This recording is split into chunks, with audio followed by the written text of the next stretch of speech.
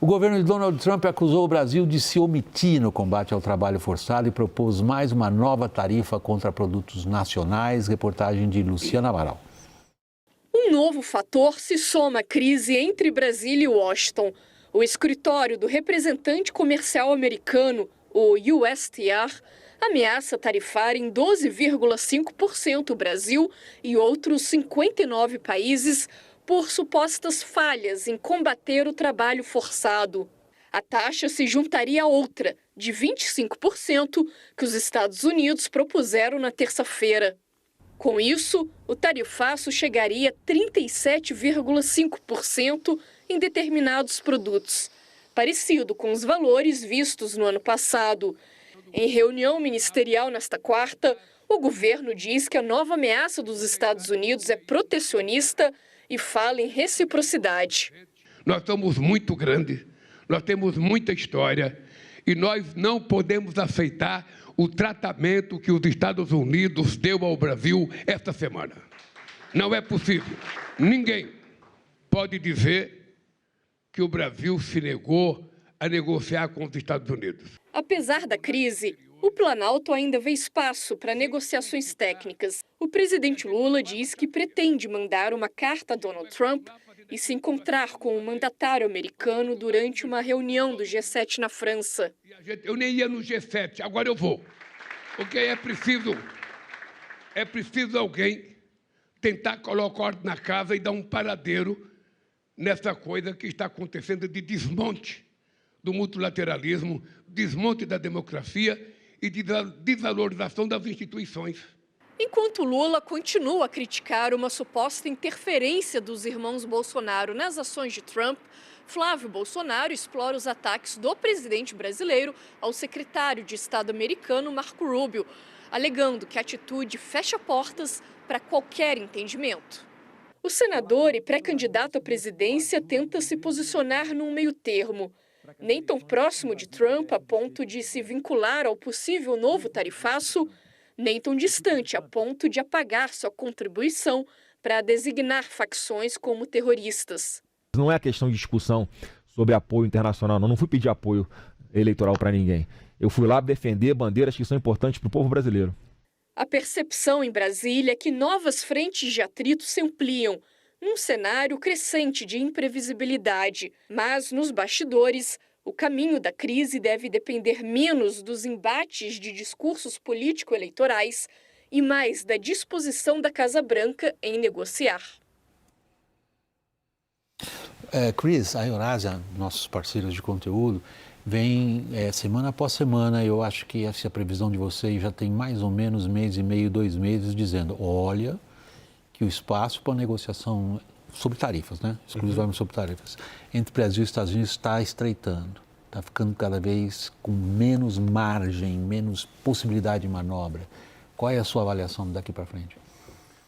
Olha, a gente não acredita num grande grau de manobra para poder negociar uma redução das tarifas que foram propostas pelo USTR, passaram um período de consulta que pode ser implementado no mês de julho.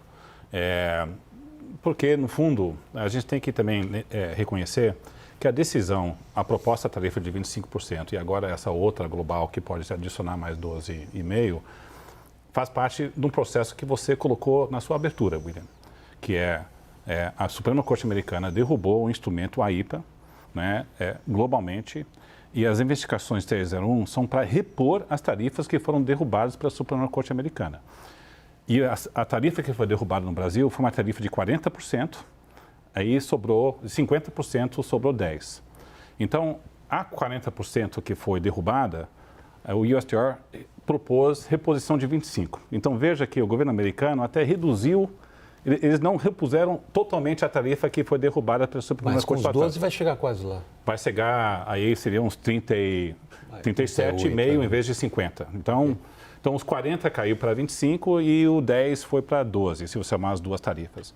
Então, se você colocar de uma certa ótica, né, o que o USTR e o governo americano fez foi uma desescalada vis-à-vis o regime de tarifas que vingava antes da decisão do Supremo americano, né?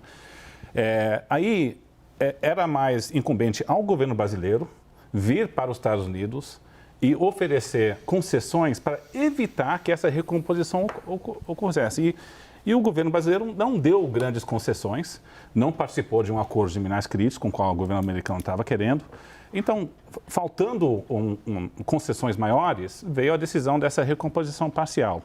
Então, eu acho que essa decisão tarifária dos Estados Unidos já estava meio contratada e o requisito era do governo brasileiro evitar que viesse. Mas a inércia era para algo vir. Por isso que a gente estava não vendo avançando nas negociações. O mais tempo que a gente chega para a eleição, fica difícil também de você negociar. E veja a retórica do presidente Lula agora. É claro que ele diz que que ele foi surpreendido, que é um choque. Mas isso aí não dá para levar a sério. Isso é um pouco de retórica de também ter um apoio doméstico, né, e uma postura mais anti-americana. Mas isso é porque a eleição está chegando. Lorival, não tivemos nesse sentido grande empenho em evitar o que todo mundo estava vendo que vinha para cima. É claro, e havia muito o que oferecer, né? Porque nessas horas é vantajoso você ser um país protecionista, porque você tem muita gordura para queimar. Mas essa não é a política do governo atual do Brasil. A gente está 37,5%, a nossa tarifa para automóveis é 35%. Já viu algum carro americano andando por aí, feito nos Estados Unidos? Não tem, porque com 35%, não tem como importar isso. Então, produtos industrializados, 20% de tarifas é normal no Brasil. Ou seja, é impossível você importar as coisas no Brasil. E aí o governo fala, não, mas a nossa tarifa efetiva para os produtos americanos é 3%. Lógico, porque não dá para importar mais nada acima disso.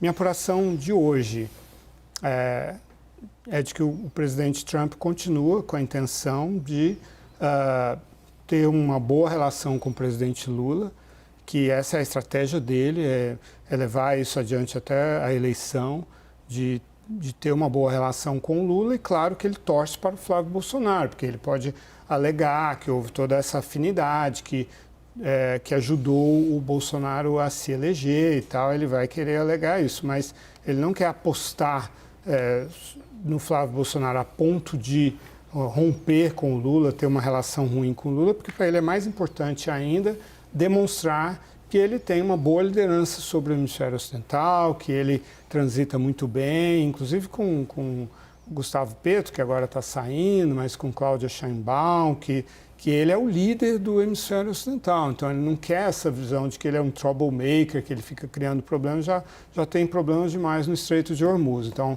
essa é a política dele. Pode mudar? Pode, mas essa é a visão atual dele. E até mesmo essa questão da designação de terrorismo nas organizações, ele não vê como algo assim que hostil ao Brasil, ao governo Lula. Ele realmente acredita que essa é uma forma que dá a ele outros instrumentos novos para combater o crime organizado, né? E essa reação de hoje do Brasil, de que o Marco Rubio, o presidente Lula confundiu completamente as coisas. Marco Rubio não tem nada a ver com tarifas, ele não está atuando nessa área. Isso é o Jameson Greer, é outra história. E é um processo bastante técnico e é uma visão do presidente Trump de que os Estados Unidos têm que importar mais, exportar mais, se industrializar e, portanto, tem que ter tarifa. É o que o Trump acredita. Thaís, a gente, nesses meses que nós estamos cobrindo, com um ano já, nós estamos cobrindo essa questão do tarifaço, a gente sempre deu muita ênfase à capacidade / incapacidade de grupos privados de estabelecerem um mínimo de canais de diálogo, digamos assim, talvez até de negociações. Isso não resultou em resultados palpáveis ou está resultando? Não, resultou sim, William, porque eu acho que o setor privado brasileiro tomou o choque do ano passado. Sempre houve uma presunção natural de que, como havia déficit na relação para o Brasil e relações muito antigas já, e o Brasil é pequeno na pauta comercial americana, havia uma presunção de que o Brasil corria menos risco diante das ameaças de Trump. Então, afinal de contas, a gente tinha superávit. Né? Eles têm superávit conosco, né? Então, passado o choque, a mobilização do setor privado foi muito interessante de ver.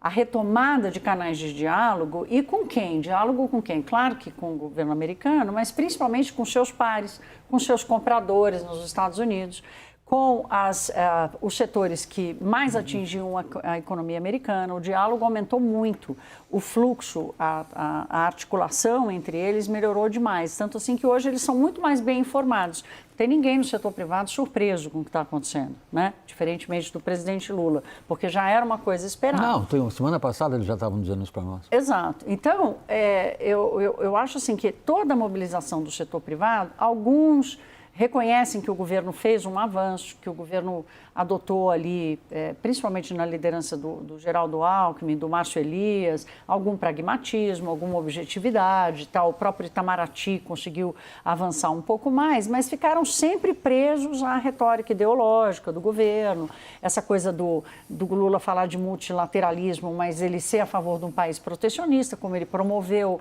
o tempo inteiro no Brasil. Então, agora, tem uma distância muito grande entre passar do susto, a retomada de uma gestão voltada para a negociação e, como eles sempre disseram, no final das contas, se o Brasil não aparecer para negociar, nada acontece. Eu posso Claro, só adicionar à vontade, um Cris. ponto aqui? O que pode... Nós temos dois tipos de negociações que podemos ter pela frente. Uma é uma negociação mais ampla do governo brasileiro, que oferece um pacote de concessões para o governo americano, que possa ter uma redução linear da tarifa imposta de 25%. Tem uma chance que isso ocorra, mas não apostamos na Eurásia. A outra é, você pode ter o setor privado continuando a atuar com seus parceiros, empresas americanas, e tentando ampliar a lista de isenções à tarifa de 20%. E a gente vê que a lista que foi publicada é um pouco mais ampla do que a lista que tinha anterior. Então, eu diria que a eficácia, o peso do 25% é um pouco menor do que no passado e pode ter negociações onde você pode ampliar essa lista de isenção também. Eu diria que isso até é mais provável que ocorra do que uma negociação global que você reduza a tarifa de forma mais ampla. Retomando o seu raciocínio de ontem, Caio, o que o Sidônio mandou fazer? Bom, o que o Lula fez hoje, basicamente, né, é reforçar ali os ataques e as críticas a uma parte do governo americano, mas principalmente a colar nos Bolsonaro a pecha de traidores da pátria, né? E sentem que isso pegou, né? Tá muito claro ali.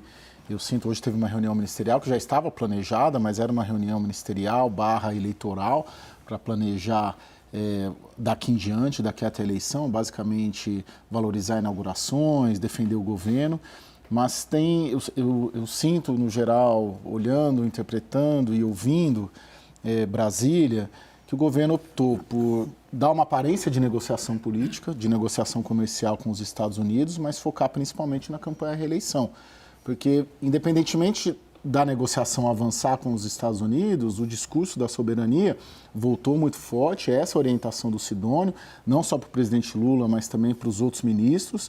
Então, o Palácio do Planalto, a campanha, ela não precisa barrar essa tarifa, porque essa tarifa, o governo Lula e o petismo cola nos adversários, faz um discurso de defesa do país, que os outros são traidores da pátria, e pavimenta um caminho mais tranquilo e mais suave, na percepção deles, para a reeleição. O Lula vai sim ao G7, Daniel? William, a tendência agora é de que vá. Aliás, G7 vai ser na França e a gente teve hoje ali um movimento, um esbarrão praticamente, do Jameson Greer, que é o chefe do USTR, responsável pela aplicação das tarifas, com o Mauro Vieira, nosso chanceler. Ambos estavam na sede da OCDE, que estava fazendo uma reunião ministerial anual. Pelos relatos, o Jameson Greer foi quem se aproximou do Mauro Vieira, abordou o nosso chanceler e disse que há uma disposição para continuar dialogando. A informação que a gente tem é que o Jameson Greer também acenou que, voltando de Paris ao final desta semana ou no início da próxima semana, haveria uma nova rodada de negociações com o Brasil. Fato. Prioridade total do governo é a eleição. E nisso, numa campanha, um tarifaço pode até colar bem, pode até ser envelopado, embrulhado de uma forma politicamente positiva para o governo Lula. Mas também existe uma instrução do governo Lula, do próprio presidente, para tentar negociar um acordo, porque se ele consegue tirar a economia brasileira, as empresas brasileiras dessa ameaça e dessa situação, também a avaliação no Palácio do Planalto é de que se consegue capitalizar de um ativo importante também na campanha eleitoral. Cris, tem mais quase 3 minutos para encerrar esse segmento. Algo que está... As questões tarifárias abrangem um grande número de países. O Brasil tem um lugar ali de certo destaque, mas não é o único. Agora, a questão da classificação das organizações criminosas brasileiras como terroristas, não, isso é específico, isso tem a ver conosco, direto. Se bem que outros países aqui na região também tiveram. Do ponto de vista político, o governo brasileiro vem a público hoje e diz o seguinte: não achamos que dá para mudar isso. Está tentando? Eu até acho que é muito difícil mudar, porque se a gente pega a política do governo Trump para a América Latina, houve designação de classificação de grupos terroristas para 5 outros países. Você pega México, você pega Guatemala, você pega Colômbia, você pega o Equador, né, e além da Venezuela, então, e El Salvador. Então, acho que isso faz parte de uma política mais ampla, né, como o Dorival acabou de relatar. A Casa Branca vê isso como uma parte de uma estratégia de lei e ordem e atrás do crime na América Latina. Já estava um decreto já redigido já há muito tempo, estava na boca do gol. Então acho dificilmente reverter isso, né? Então, acho claro que é para o Brasil, mas também faz parte de uma estratégia mais ampla. E acho que o Palácio do Planalto reconhece que é difícil reverter isso no curto prazo. Eleitoralmente, eu até diria que é um incômodo para o Lula, mas se você pega a pesquisa que foi publicada hoje pela Atlas Intel, os que apoiam a designação agora é 53%, que é menos do que era antes. Então, a opinião pública está ficando um pouco menos um apoio amplo para essa medida, está ficando um pouco mais dividido. Dorival.